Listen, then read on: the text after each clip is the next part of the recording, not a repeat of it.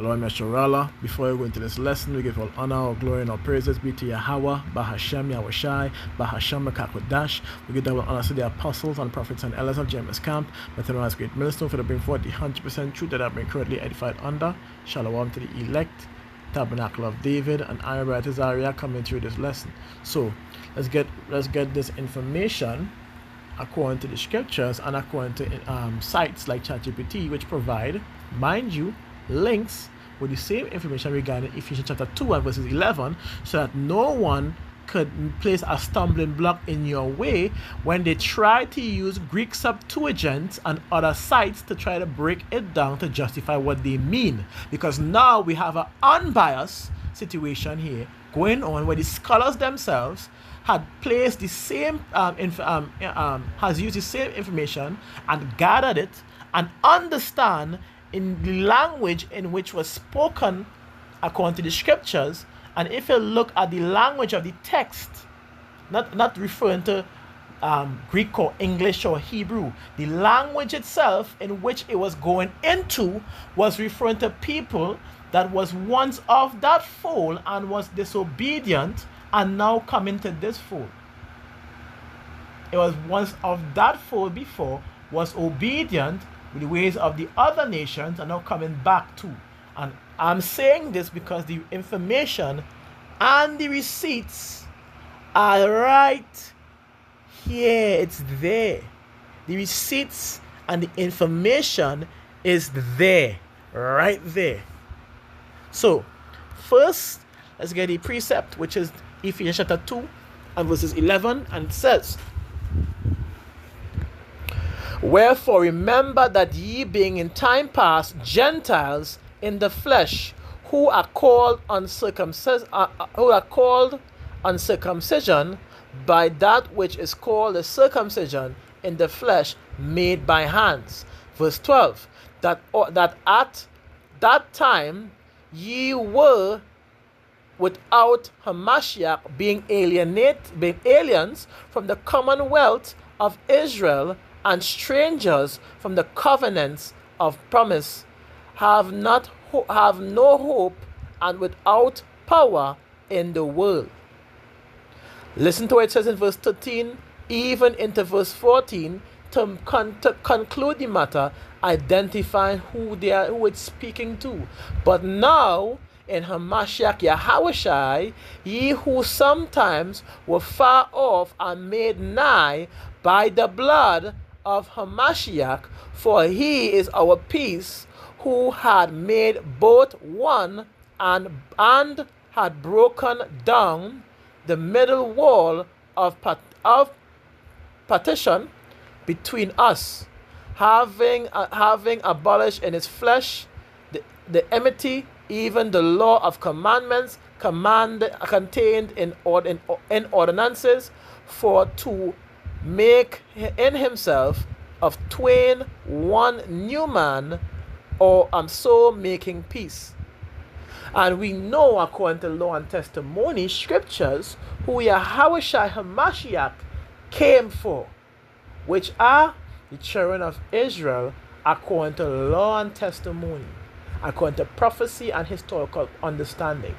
So with that understanding, it would be evident that this verse would have been speaking to Yasharala, Israel, not to mention, before you go to read, not to mention Ephesus was a city of Greek, where many, according to history, which we'll gather after, many of our people, directly the Jews, were Hellenized in.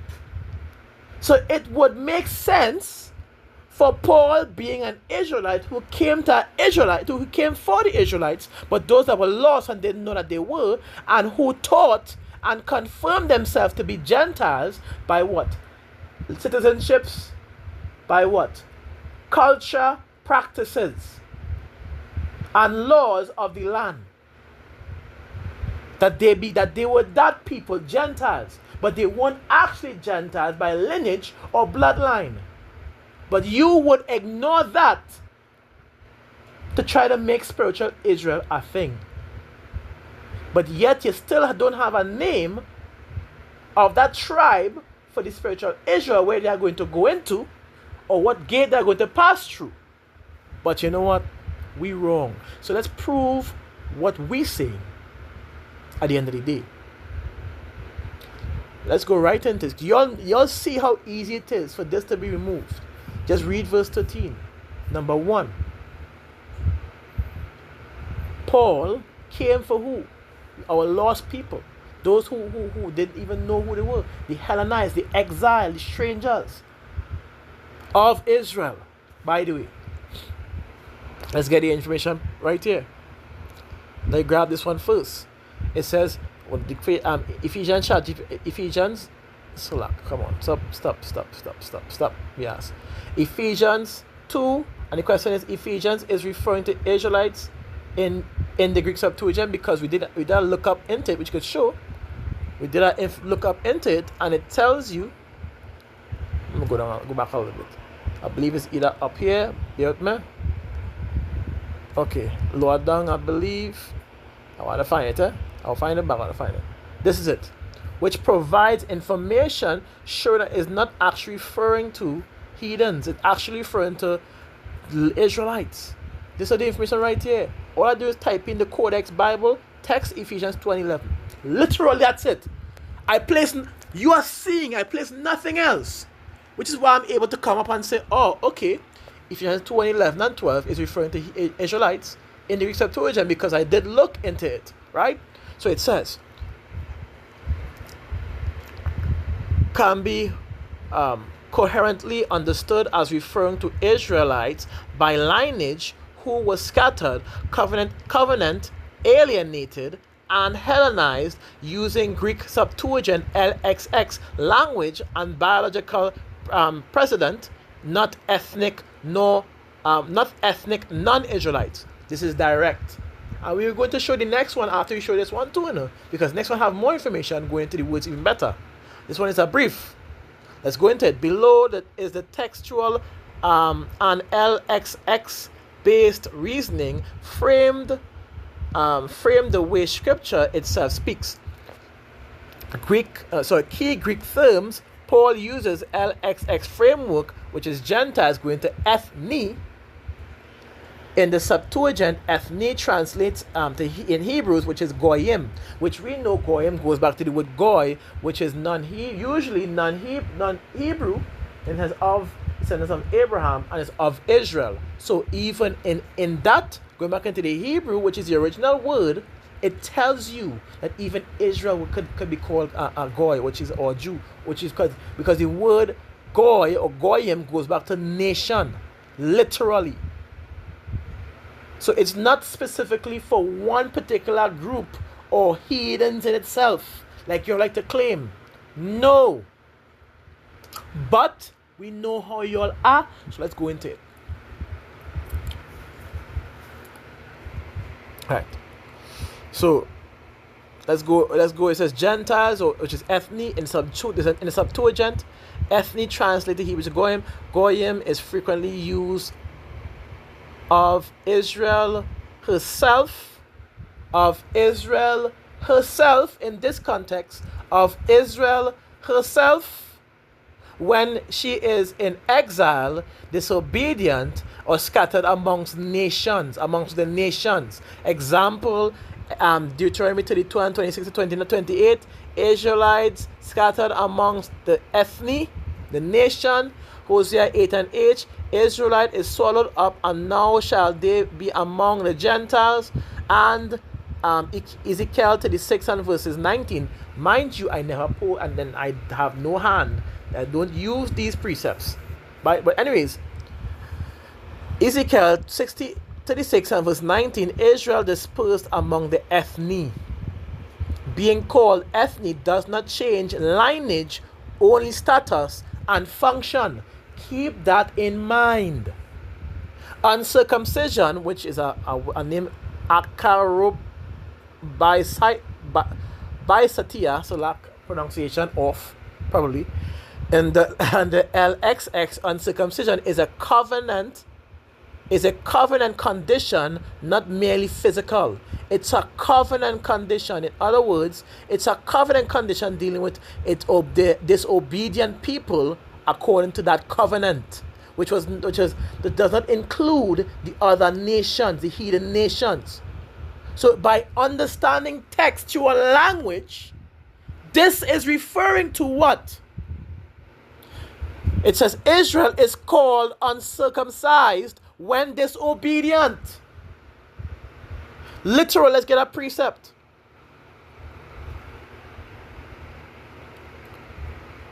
This is Romans chapter 2. I believe it's 2.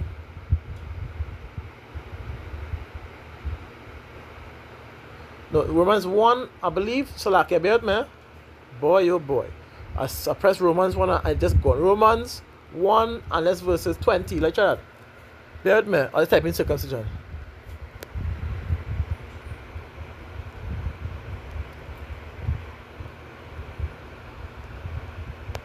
Bear with me. Circumcision is made uncircumcision. All the cases. That is I was right on Romans 2. So where it says, for circumcision is very profited if thou keep the law, but if thou be a breaker of the law, thy circumcision is made uncircumcision. Which is referring to those that had the law once and broke the law and are called uncircumcision, because the Israelites then even knew that heathens cannot be added to this fold. So make it make sense. Which is why they are calling these people, which they refer to as the Gentiles, uncircumcision. You cannot be called uncircumcision if you were never part of the covenant to be an uncircumcised person by not keeping the ways of the Heavenly Father. You must make it make sense. You must make it make sense. If you are ignoring textual language, then you are disingenuous by nature. Then you are trying to add yourself in because you have no hope left but this last part. But we see through your lies already. More information. Let's keep going. Come. Aliens from the commonwealth of Israel, Ephesians 2 and verses 12.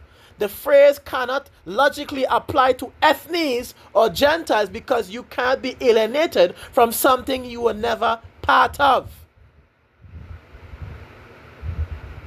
Make it make sense. 11 already gave that away, so we know 12, of course, will be referring to who? Come on. So Israel alone received adoption, covenants, laws, and promise. It gives Romans 9, 3 and 4 and 5. It says Paul is describing Israelites who lost legal standard, not foreigners. Strangers to the covenants, i.e. never had covenants. The Greeks, which goes into estranged, displaced, and treated as outsiders, LXX usage, Israelites in exile are repeatedly called strangers. We have 3 precepts. Covenant estrangement, not covenant absence. That's it.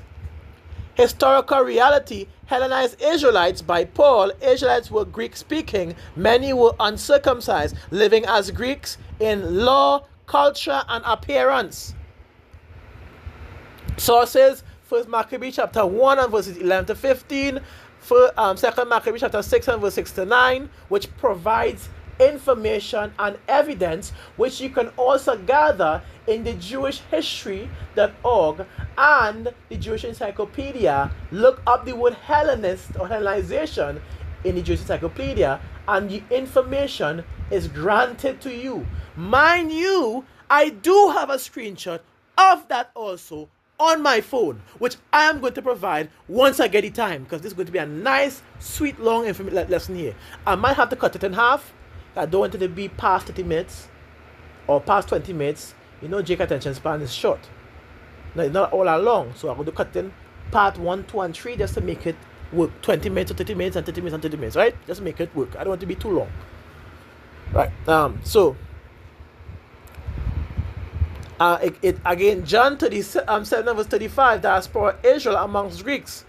They were Gentiles in function, not by seed. Oh wow. Oh wow.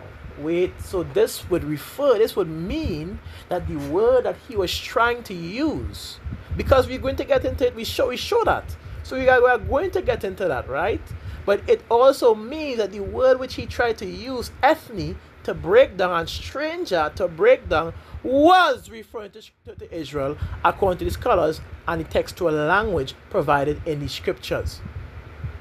Paul's argument depends on Israelite identity. Ephesians 2 only works if the audience once belonged to Israel. One more time.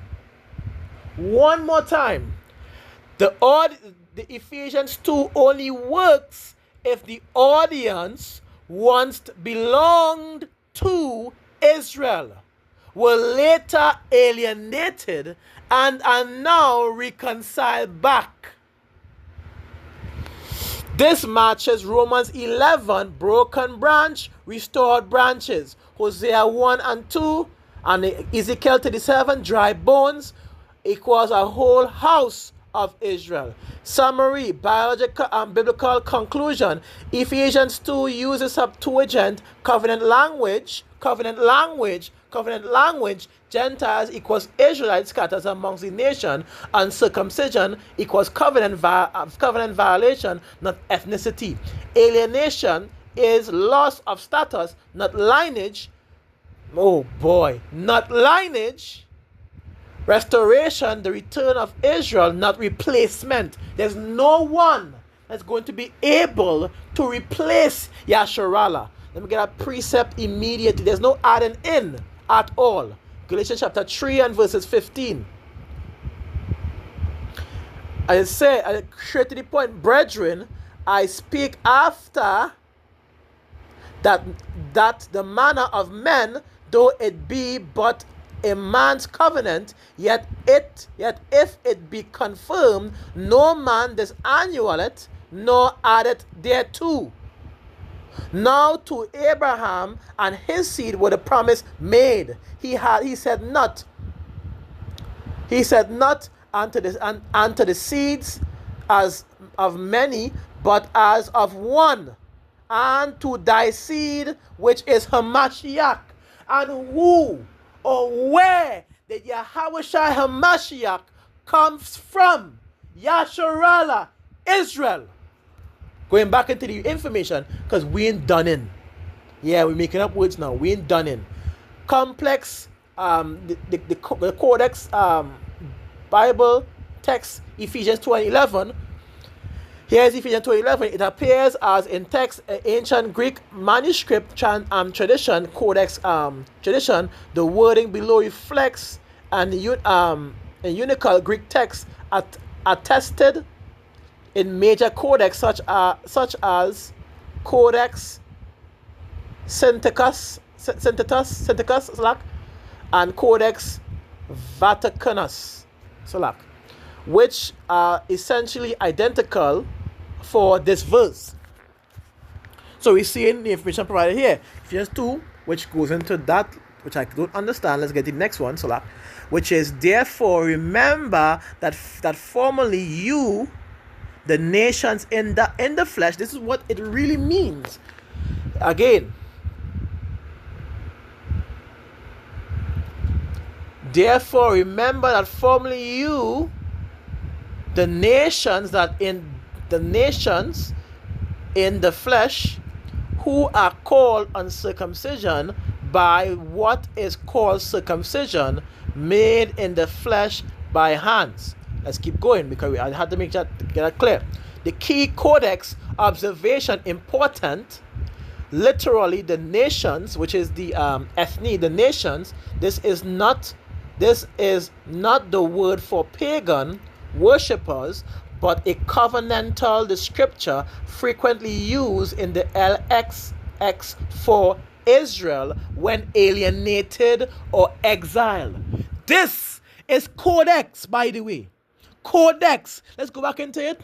The two parts, Codex Sinaiticus and the Codex Vaticanus, which has nothing to do with we. Vatican, we have nothing to do with that. We don't care about them. These are the scholars that provide information, by the way, and these sites to give light onto what is referring to, by the way, which we don't care about. These so-called white people that analyze these things, maybe a few of them might be jakes, we know that, but the bulk of them, we know who they are. We don't care about them. But I'm reading this for you to see that these people, these Christians, are very disingenuous. Very disingenuous. When the information is provided clear and verbatim, they buckle.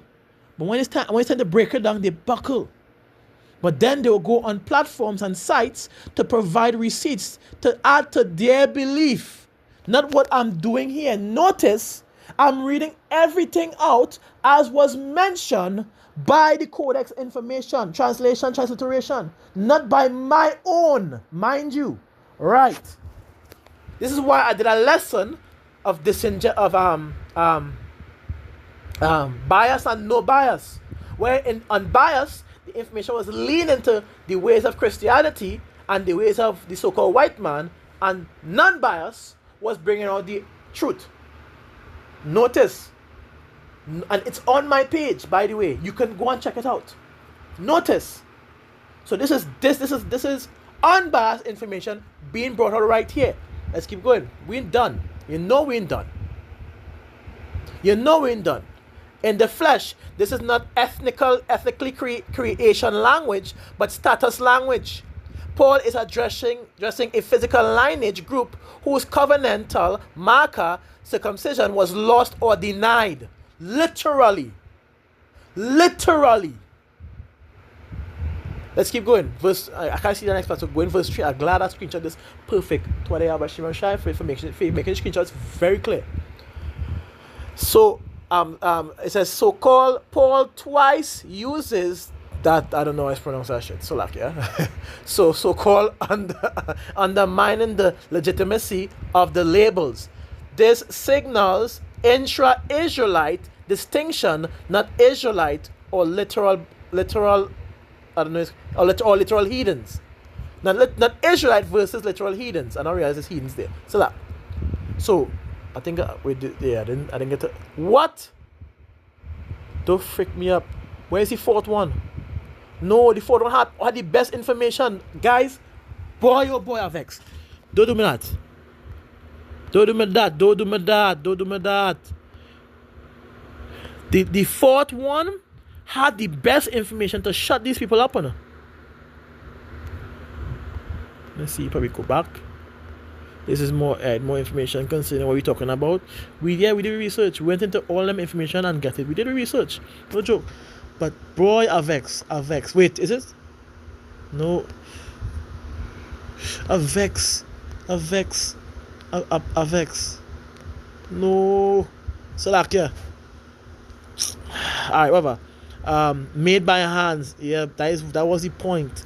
I mean, the point has already been proven here, but it is what it is. And why this matters, it says aligned with a framework consists with Romans 11 broken branch, restored natural branch, goes into eyes, which again, ChatGPT did bring in some information here as he was dealing with the codex. They bring in some information here, which is in the correct Romans broken branch, restored natural branches, Isaiah 56 and verses 3, strangers, Jeremiah 2 and verses 21, degenerate plant or degenerate vine, Ezra 10 and verses 1 to 5, seed corruption. What? I didn't even know that one. I will have to go into that eventually. Seed corruption, First Maccabees, Second Maccabees, Hellenized Israel, Psalms, I know this one, Psalms 89 and verse 34, Leviticus 26 and verses 46, unchanged covenants. Wow. Ephesians 2 and verse 11 is addressing Israelites who had become ethnic in function, culture, and legal standing, not Gentiles by seed. Let's keep going. We ain't done. We ain't done. So I mean, it's already been confirmed. Let's go into. Can you provide links to it? These are the links here. You can jot down these links if you need to and go into it, because it provide information showing what it's referring to. Greek lexicon and verse tools shows that Greek text with Strong's definition of ethne is Gentiles or nation. And it goes into that next word, acrobustia, which is uncircumcision, peritum, which is circumcision / pronunciation of Ephesians 2 verses 11 to 13 commentary. But now Berean Bible Church explains Gentiles in the flesh and how uncircumcision was used descriptively. We have more information, and I'm going to the next part to get next. We can't see that part down there, but you have the link. Don't forget to check the links to see for yourself. Everything I'm reading here is because of the link. We read this already. I guess I'll screenshot it twice. So like, yeah. I think this is the third part. We have Bible Hub. Wait, there's the next part. Where's the continuation? Hold on. Wait. I need to get continuation for sure. I guess I've messed up the screenshots again. Why? This is right here, man. Bible Hub, right? Bible Hub, it says traditionally commentary on Greek phrase, which is ethne, which it goes into nation or Gentiles. It says Greek interlinear of the verse. Also in Bible Hub, we have working preacher commentary on Ephesians chapter 2 and verses 11 to 22, discussion on ethne or nations and how Paul contrasts Gentile background with covenant status. We see that, right? This is not us. Check the site. Check the information right there. We went into it. We wanted to do the same thing.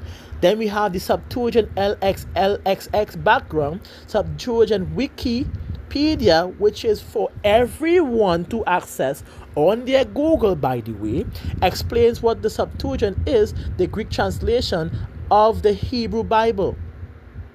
The Septuagint translation also of Ezekiel 44 is also provided. Brenton demonstrates uncircumcision language in the LXX also, and that word and its context in Greek OT.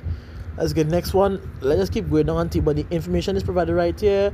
And it goes on to Wikipedia. Gentile word origin explains how ethne and goyim are related and how Gentiles develop as a translation of these terms. Now, let me show you what ethne is what goyim goes into.